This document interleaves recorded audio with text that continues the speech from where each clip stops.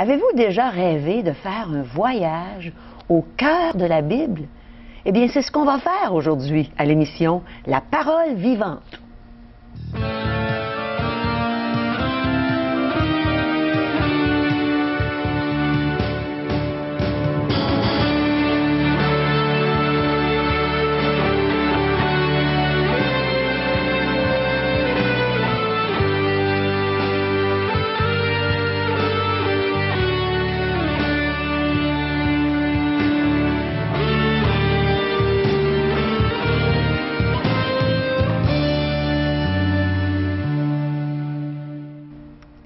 Bonjour, chers téléspectateurs, et bienvenue à une nouvelle série de La Parole vivante. C'est vraiment une joie pour nous de vous accueillir aujourd'hui. Et cette semaine, on va avoir une présentation spéciale pour vous. Il ne faut pas manquer ça, vous allez aimer énormément.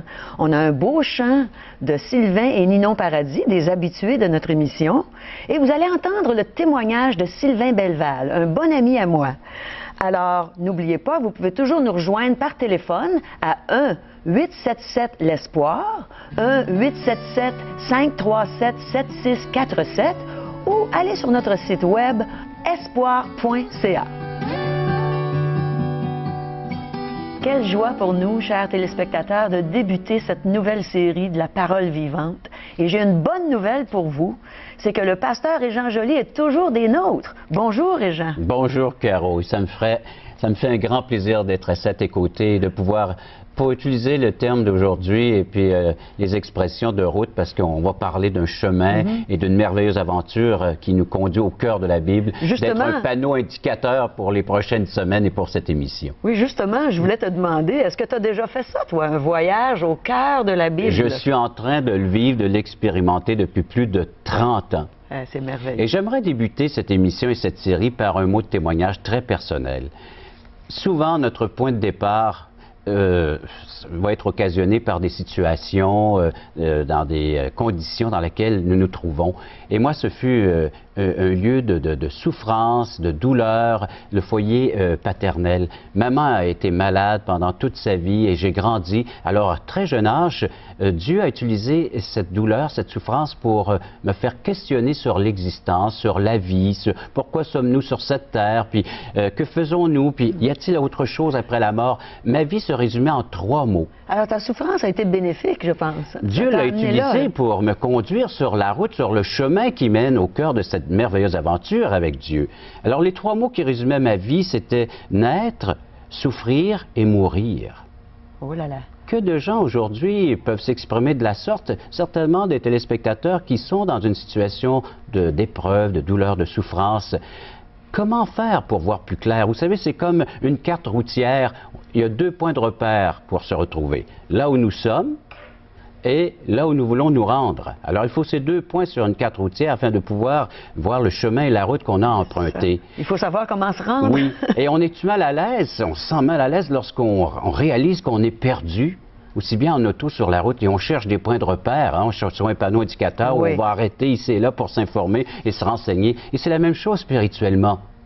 Dieu dit que l'être humain est perdu et il a besoin de points de repère pour se retrouver. Et un jour, Dieu a mis sur ma route quelqu'un qui m'a donné une Bible.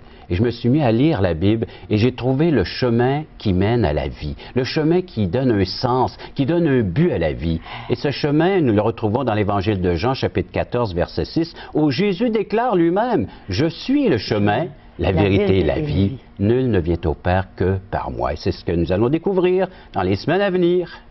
Alors, mes amis, on entreprend ce merveilleux voyage au cœur de la Bible.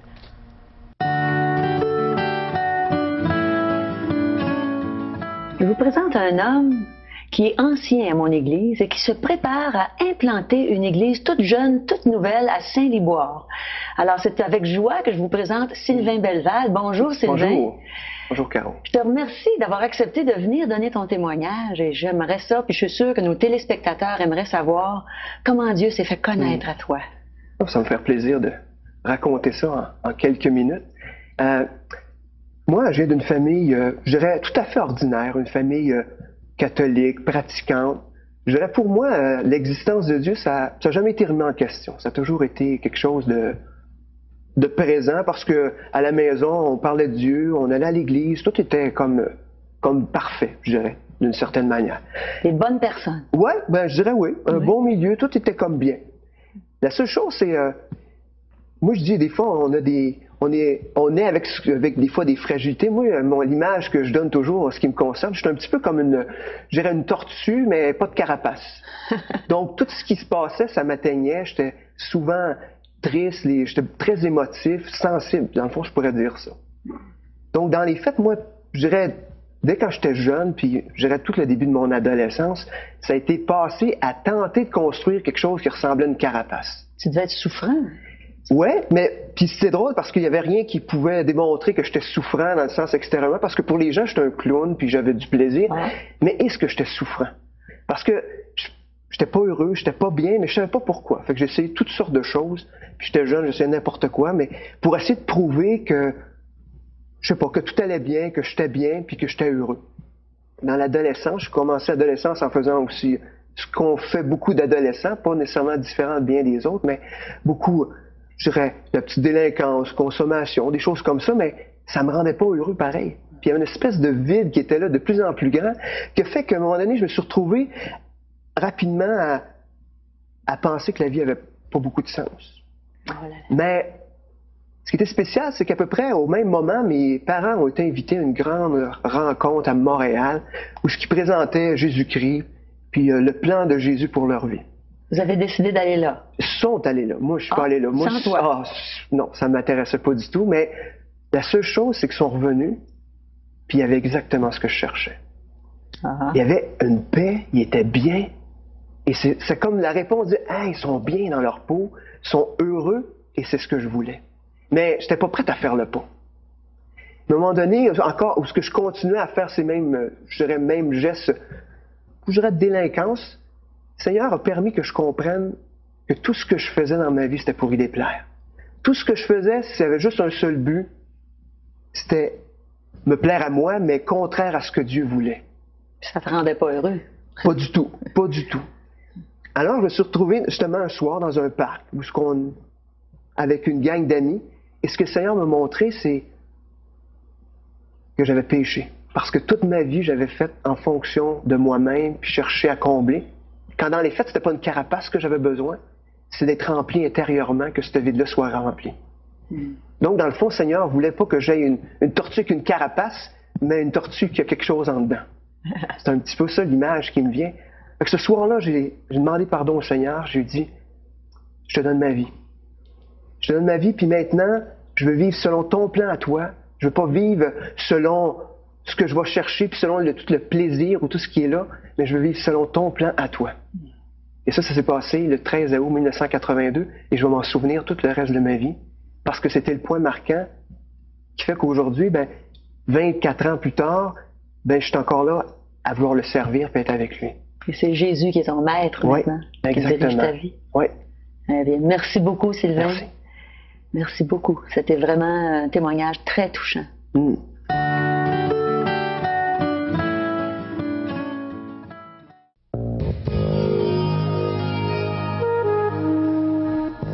Étant donné qu'on entreprend un petit voyage au cœur de la Bible, on aimerait vous présenter un survol de ce qui va se passer dans les 12 prochaines semaines. Les prochains thèmes, les prochains titres des futures émissions sera le commencement, rien de tel que de connaître nos origines. Également, les promesses. Dieu a promis de venir en aide à cette humanité. Comment? C'est ce que nous allons voir. Également, apprendre à marcher dans les voies de Dieu. Nous allons voir que des hommes ont été appelés de la part de Dieu et à le suivre. Et on va donc attirer des leçons de ces vies, de ces hommes-là, de ces gens-là. Également, la vie de Jésus. C'est une grande partie. Il est le cœur de l'Évangile, le cœur de la Bible. Alors, le personnage de Jésus est très important et il y aura une invitation personnelle. Chacun d'entre nous à suivre Jésus sur le chemin, sur ce cœur de la Bible, de l'Évangile, comment se rendre au Père céleste. Tout cela en 12 émissions. Vous allez voir que ça va passer très vite, alors restez avec nous.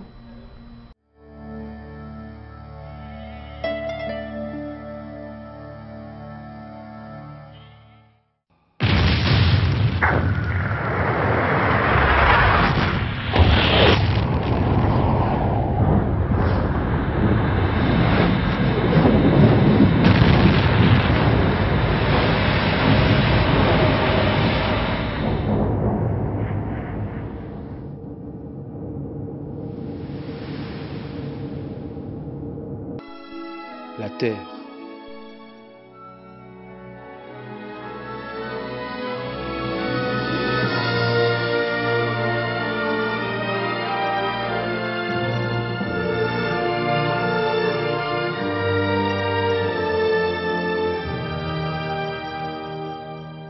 La Terre est un magnifique déploiement de beauté et de diversité.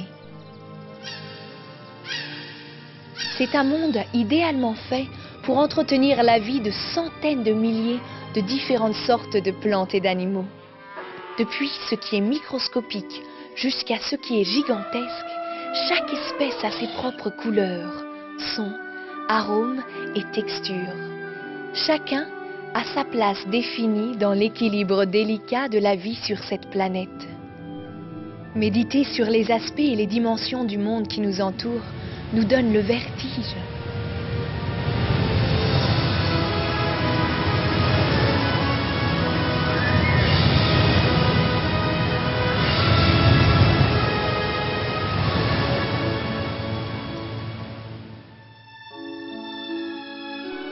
Et c'est encore plus stupéfiant de penser que quelqu'un a été capable de créer tout cela.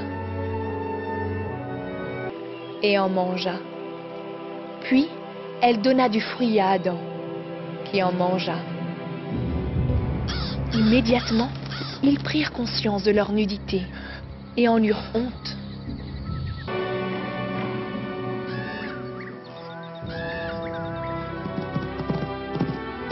Puis, Dieu envoya un mâle et une femelle de chaque espèce animale pour entrer dans l'arche.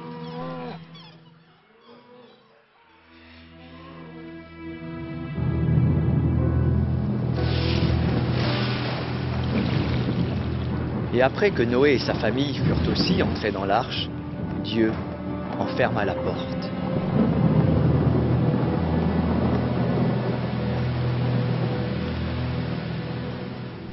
Donc, Abraham leva son couteau pour tuer son fils.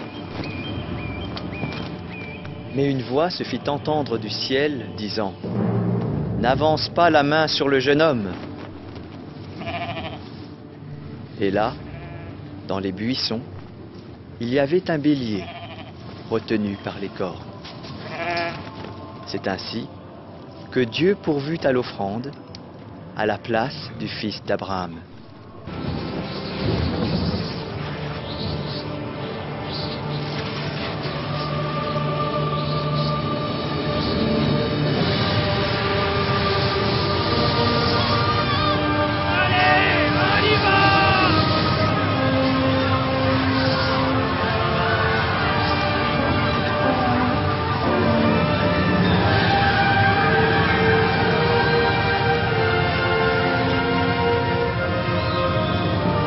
Dieu fendit alors la mer pour permettre au peuple hébreu de passer à pied sec. Sur des tables de pierre, Dieu écrivit les lois par lesquelles on pouvait vivre et être béni. Il les confia à Moïse afin qu'il les donne au peuple hébreu. Un jour, Jésus vint auprès de Jean.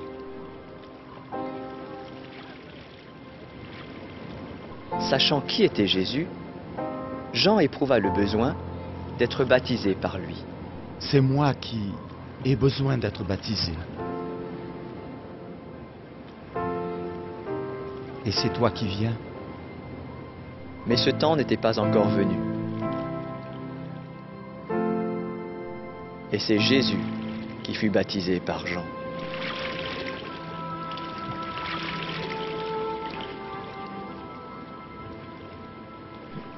Et lorsque Jésus sortit de l'eau, l'Esprit de Dieu descendit sur lui.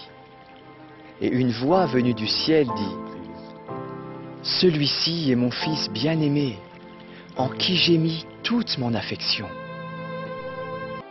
Puis, parlant à son Père dans le ciel, il dit « Pardonne-leur, car ils ne savent pas ce qu'ils font. »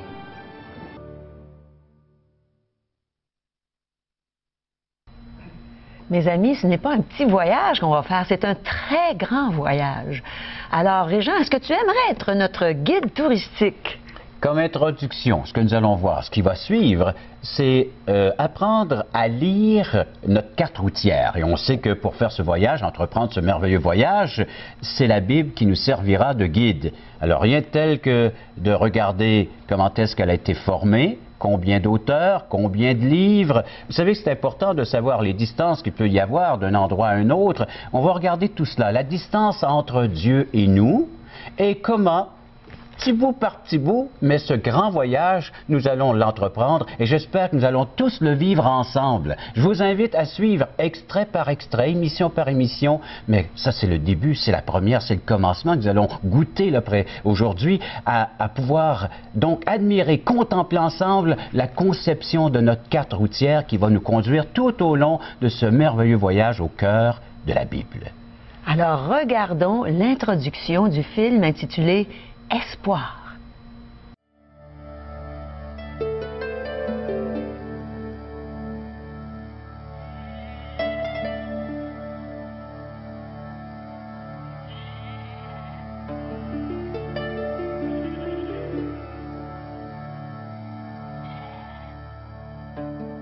À travers les âges, l'homme a observé le monde dans lequel nous vivons, la complexité et la beauté de la nature, le mystère de la vie et de la mort, la profondeur de la joie et de la souffrance humaine. Et il s'est demandé, comment tout cela a-t-il pu venir à l'existence? Ce monde est-il le résultat du hasard ou d'un plan? Y a-t-il quelque chose ou quelqu'un derrière tout cela? Et s'il existe un tel être, à quoi ressemble-t-il? A-t-il un but pour ce monde? A-t-il un but pour moi dans ce monde? A-t-il un but pour moi au-delà de ce monde? Pour ceux qui cherchent une réponse, pour ceux qui sont à l'écoute, il y a une voix. Elle est venue d'au-delà de notre monde.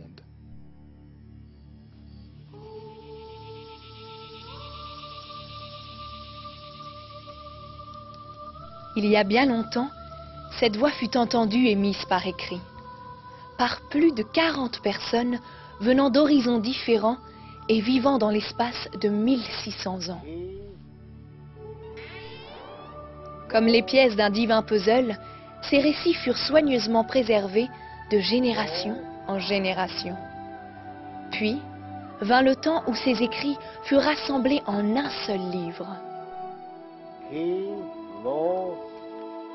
Étonnamment, ce livre révèle une histoire unique, d'une portée éternelle, et dont le personnage central est extraordinaire. Ce livre est communément appelé la Bible. Il est devenu le livre le plus cité, le plus publié, le plus traduit dans l'histoire des hommes. Il contient des milliers de prophéties. Aucune n'a été prise en défaut. Beaucoup se sont déjà réalisées. Et nombreuses sont celles qui attendent leur accomplissement, peut-être même aujourd'hui. On ne compte plus les millions de personnes qui ont trouvé dans ce livre une espérance et une aide. Ce livre affirme être les paroles mêmes de celui que nous appelons Dieu. Et voici l'histoire incroyable qu'il nous relate, à vous et à moi.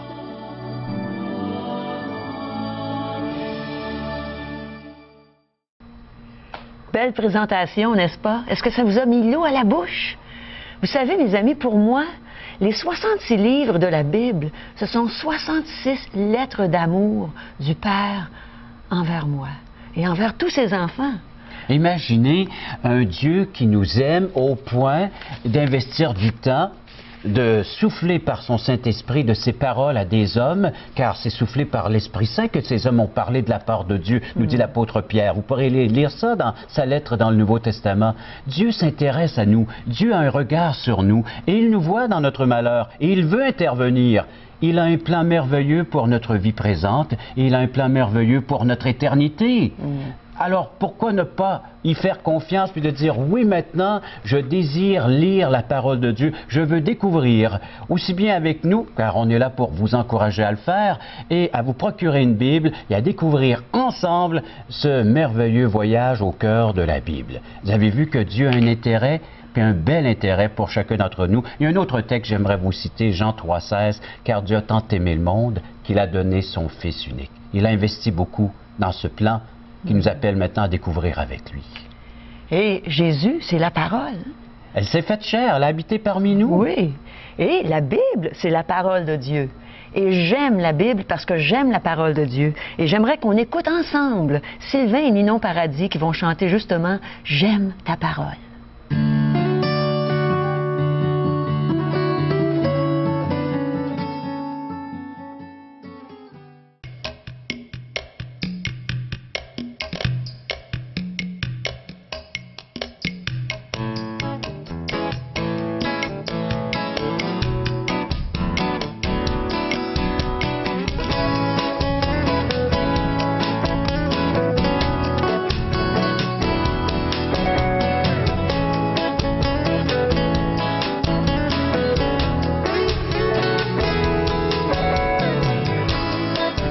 Marcher sur un chemin que vous connaissez bien, sans espoir pour l'éternité, vous l'imaginez. J'aime ta parole, Seigneur. Tu me donnes par elle lumière, joie et bonheur, et la vie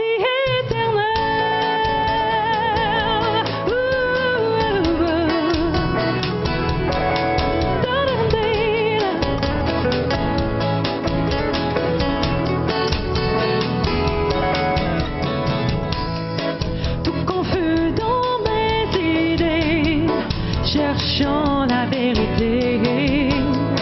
C'est ce Jésus que j'ai reconnu, c'est en lui que j'ai cru. J'aime ta parole, Seigneur. Tu me donnes par elle lumière, joie et bonheur, et la vie éternelle.